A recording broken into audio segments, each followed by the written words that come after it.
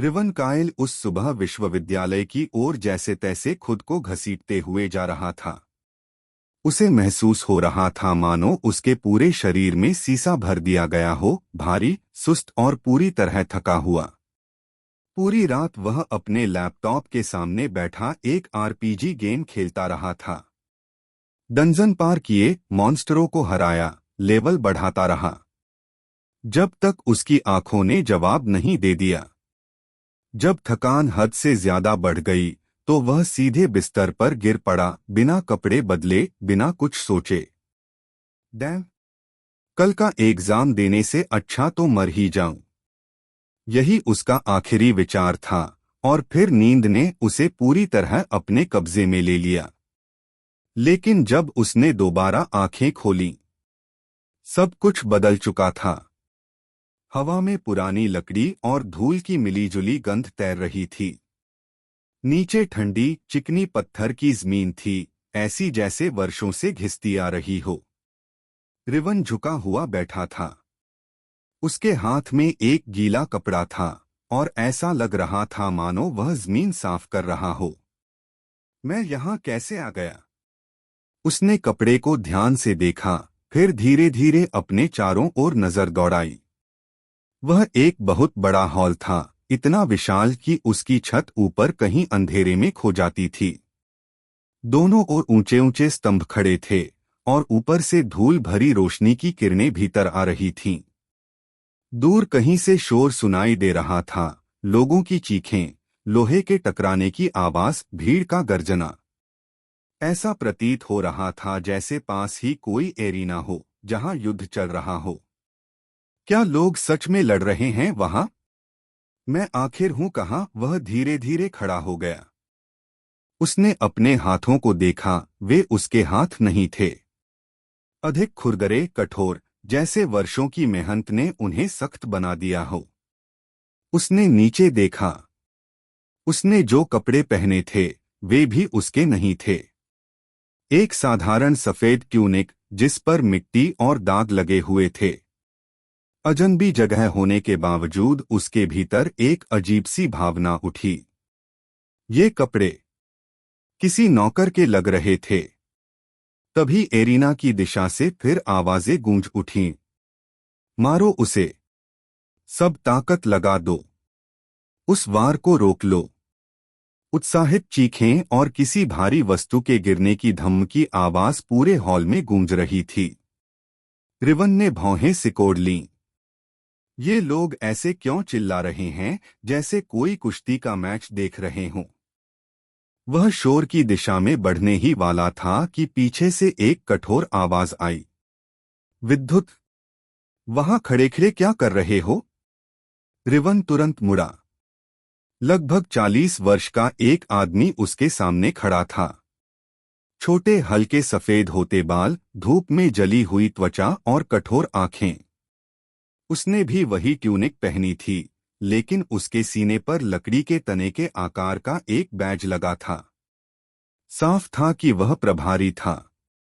विद्युत नाम सुनते ही रिवन ठिठक गया। वह कुछ क्षण तक प्रतिक्रिया ही नहीं दे पाया। बस इधर-उधर देखने लगा, मानो उसने सुना ही न हो। आदमी की भौहें तन गईं। विद्युत, बेवकूफों की तरह मत घूरो, अपना काम करो। रिवन के भीतर ठंडी लहर दौड़ गई। विद्युत, क्या यही मेरा नाम है? उसे याद नहीं था कि उसने कभी किसी गेम या कहानी में इस नाम का कोई पात्र देखा हो। फिर वह किसे नियंत्रित कर रहा था? या क्या वह बिल्कुल भी नियंत्रण में नहीं था? जैसे ही उसने अपनी यादों को टटोलने की कोशिश की, उसे एक अजीब एहसास हुआ। उसके दोस्त, उसका घर, उसकी वास्तविक दुनिया, सब कुछ हल्का हल्का धुंधला होने लगा था। यह सोच उसे डरा गई। क्या मैं किसी दूसरी दुनिया में आ गया हूं? या किसी गेम में फंस गया हूं? लेकिन उसे यह याद नहीं था कि उसकी मृत्यु हुई हो। वह तो बस सोया था। कहीं नींद में ही दिल का दौरा तो नहीं पड़ गया? यह सोचकर वह हल्का सा मुस्करा दिया। परीक्षा से बचने की इच्छा तो की थी, पर इस तरह नहीं। उसने सिर झटका और उस आदमी की ओर देखा। मुझे क्या करना है? आदमी ने खींचकर सांस छोड़ी। सफाई करो विद्युत, यही तुम्हारा काम है। लेकिन मैं क्या साफ कर रहा हूं? उसने फिर पूछा। आदमी ने जमीन की ओर इशारा किया। यही देखो कितनी गंदी है, रगड़ो इसे। पत्थर की फर्श सच में धूल और गंदगी से भरी हुई थी। रिवन ने होंठ भींच लिए। उसे कुछ समझ नहीं आ रहा था और इस अनजान जगह पर बहस करना ठीक नहीं लगा। वह फिर झुक गया और गीले कपड़े से जमीन रगड़ने लगा। अध्याय 2। तुम लोग। सच में ठंडे पानी की बूंदें विद्युत की उंगलियों से टपक रही थीं। गीला कपड़ा जब पत्थर की दीवार पर रगड़ता तो उसकी उंगलियां लाल पड़ जातीं और जलन सी होने लगती। हथेलियां छिल गई थीं, लेकिन काम रुकने का नाम नहीं ले रहा था। भगवान की कसम विद्युत, आज तुम्हें क्या हो गया है? सफाई करना भूल गए क्या? वही कठोर आदमी बाहें बांधे खड़ा बोला। जरा देखो इसे, जितनी गंदगी हटा रहे हो उससे ज्यादा छोड़ रहे हो। ऐसे ही चलता रहा तो सूरज निकलने तक यहीं अटके रहेंगे। विद्युत ने भौहें सिकोड़ लीं, पर चुप रहा। वह क्या सफाई का बचाव करता? अपनी असली दुनिया में उसने कभी ढंग से झाड़ू तक नहीं लगाया था। ज्यादा से ज्यादा कीबोर्ड साफ किया होगा। और यहां भीगी दीवार को पूरी ताकत से रगड़ना, यह तो उसके बस की बात नहीं थी। फिर भी वह हाथ चलाता रहा, कम से कम ऐसा दिखाने के लिए कि उसे पता है क्या कर रहा है। लेकिन वह आदमी रुकने वाला नहीं था। न न न, ऐसे नहीं। जोर लगाओ निकम्मे। क्या हुआ? पहले कामचोर थे, अब सीधे बेवकूफ बन गए। वह झुंझलाकर आगे बढ़ा और विद्युत के हाथ से कपड़ा छीन लिया। देखो ऐसे करते हैं। मर्द की तरह रगड़ो, जैसे कोई फूल नहीं सहला रहे हो। विद्युत ने होंठ भींच लिए। मन कर रहा था तीखा जवाब दे, पर उसने खुद को रोक लिया। तभी ऊपर बने ऊंचे मंच से एक गहरी आवाज गूंजी। सभी ध्यान दें, आज रात एक योद्धा उपस्थित नहीं हो पाया है। उद्घोषक की आवाज भीड़ के शोर को चीरती हुई आई। हमें एक प्रतिस्थापन चाहिए। क्या कोई है जो एरिना में कदम रखने की हिम्मत करे? मंचों पर बैठी भीड़ तुरंत भड़क उठी। कहीं सीटी बजने लगी, कहीं गालियां सुनाई दीं, तो कहीं गुस्से में सिक्के नीचे फेंके गए। विद्युत ने ऊपर देखा। प्रतिस्थापन मतलब कोई और भी लड़ सकता है। शायद यही मौका हो पास से देखने का कि यहां असल में हो क्या रहा है। उसने एक नजर उस खड़ूस आदमी पर डाली जो अब भी दीवार रगड़ते हुए बड़बड़ा रहा था। यही अवसर था। बिना दोबारा सोचे विद्युत ने कपड़ा बाल्टी में फेंका और पत्थर की सीढ़ियों की ओर बढ़ गया। दो दो कदम लेकर वह तेजी से ऊपर चढ़ने लगा। उसका दिल जोर से धड़क रहा था। मंच के किनारे पहुंचकर उसने झुककर नीचे देखा, और जो उसने देखा उससे वह भीतर तक कांप उठा। एरिना एक विशाल गोलाकार मैदान था, चारों ओर दर्शक दीर्घाएं थीं। लोग चिल्ला रहे थे, दांव लगा रहे थे। बीच में दो योद्धा आमने सामने खड़े थे। दोनों ने अपने हाथ जमीन पर रखे। एक ने उंगलियां हिलाईं और मिट्टी सीधी हो गई, जैसे किसी अदृश्य शक्ति ने उसे समतल कर दिया हो। दूसरे ने हाथ उठाया और मिट्टी के ढेले धड़ाम से नीचे बैठ गए। विद्युत की आंखें फैल गईं। ये शक्तियां हैं? जादू जैसा कुछ? वह याद करने की कोशिश करने लगा कि किस खेल या कहानी में ऐसी ताकतें थीं। उसका दिमाग तेजी से दौड़ रहा था। तभी एक तीखी, नाराज आवाज ने उसे चौंका दिया। विद्युत वारेन। वह एक पल देर से मुड़ा। आवाज एक युवती की थी और स्पष्ट रूप से गुस्से में थी। विद्युत वारेन, मैं तुमसे बात कर रही हूं। वह धीरे से पलटा। एक लंबी लड़की उसकी ओर बढ़ रही थी। काले बाल कंधों पर बिखरे हुए, नीली आंखें जो उसे तीखी नजर से देख रही थीं। उसने काले रंग का ट्यूनिक पहना था, जिसके किनारों पर नीली धारियां थीं, शायद किसी पद या दर्जे का संकेत। विद्युत ने हल्का सा गला सूखा महसूस किया। यहाँ खड़े होकर एरिना क्यों घूर रहे हो? असिता ने बाहें बांधते हुए पूछा। तुम्हें सफाई नहीं करनी चाहिए। विद्युत झिझका। उसके चेहरे पर खुली दुश्मनी थी। वह उसे पहचानता नहीं था, पर समझ गया था कि जवाब देना पड़ेगा। सुना, एक योद्धा नहीं आया। उसने कंधे उचकाए। बस देखना चाहता था क्या हो रहा है। असिता ने व्यंग्य से हंसी छोड़ी। क्या? सच में? तुम एक शक्तिहीन व्यक्ति सोच रहे हो कि एरिना में उतर सकते हो? वह एक कदम और पास आई, उसे सिर से पांव तक देखते हुए। क्या करोगे? अपने कपड़े से मैदान साफ करोगे जब तक सामने वाला हार न मान ले। विद्युत कुछ कहने ही वाला था कि उसके पास एक और युवक आ खड़ा हुआ। थोड़ा लंबा, काले बाल, वही तेज नीली आंखें।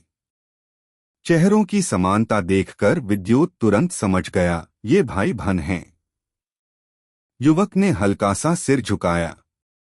असिता, उसने कहा, फिर विद्युत की ओर मुड़ा। ये निकम्मा यहां क्या कर रहा है? असिता मुस्कुराई। लगता है हमारा प्यारा। विद्युत झांक रहा था। लड़ाई देखना चाहता है, जैसे इसका एरिना से कोई संबंध हो। युवक हरी ने उसे घृणा से देखा। यहां से चले जाओ विद्युत, वरना मैं यहीं तुम्हें सबक सिखा दूंगा और पिता को बता दूंगा कि तुम काम छोड़कर भटक रहे थे। पिता? कायल वारेन। यह नाम सुनते ही उसके भीतर कुछ जाग उठा। कायल वारेन। यह नाम उसने कहीं सुना था। हाँ, एक खेल में, कुछ महीनों पहले, जिसे वह लगभग छोड़ ही देता क्योंकि कहानी साधारण थी। बस अंतिम युद्ध बहुत भव्य था। कायल वारेन रावज़र कबीले का प्रमुख, निर्दयी, महत्वाकांक्षी, अपने योद्धाओं को और भूमि जीतने के लिए तैयार करने वाला। उस खेल में नायक ने उसे रोका था, एक भीषण युद्ध में पराजित किया था। और असिता और हरि, वे गौण विरोधी पात्र थे जिन्हें नायक ने कायल वारेन से पहले हराया था। विद्युत वारेन एक दुखद पात्र था।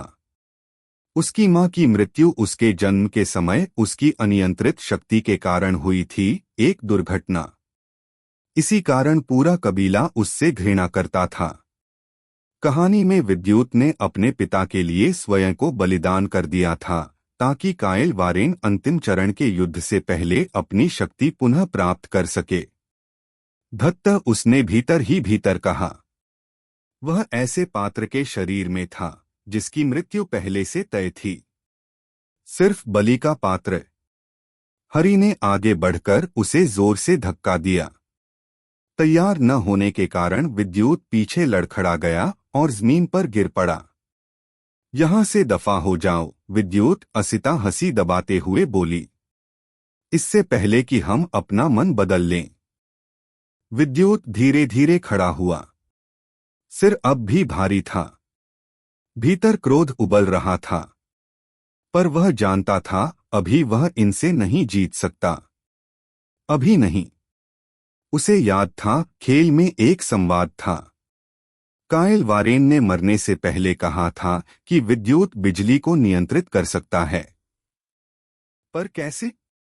कब? उस शक्ति का जागरण कैसे होता है? खेल ने कभी स्पष्ट नहीं किया, बस एक धुंधली सी कथा छोड़ दी थी। विद्युत ने असिता और हरि को देखा। वे अब भी हंस रहे थे। वह इस समय उनसे नहीं भिड़ सकता था। दांत भींचकर वह मुड़ा और गलियारे की ओर चल पड़ा। उसे समय चाहिए था, सोचने का समय, याद करने का समय, यह समझने का समय कि उस शक्ति को कैसे जगाया जाए। क्योंकि यदि उसने कुछ नहीं किया तो वही होगा जो मूल कहानी में हुआ था। विद्युत वारेन मर जाएगा, बिना किसी अर्थ के, और वह ऐसा होने नहीं देगा जब तक वह सांस ले रहा है। हर रहस्य के पीछे छिपा होता है एक और बड़ा सच। हर शक्ति की एक कीमत होती है, और हर अंत एक नई शुरुआत। अगर आपको पसंद हैं रहस्यमयी कहानियां, खतरनाक शक्तियां और अनदेखी दुनियाओं के राज, तो अभी सब्सक्राइब कीजिए मिस्टेरियस वॉल्ट, क्योंकि यहां हर वीडियो खोलता है एक नई तिजोरी, और हर तिजोरी में छुपा होता है एक नया रहस्य। राइटर ब्रिजेश यादव। अगली कहानी तक जिज्ञासु रहिए और रहस्यमय बने रहिए।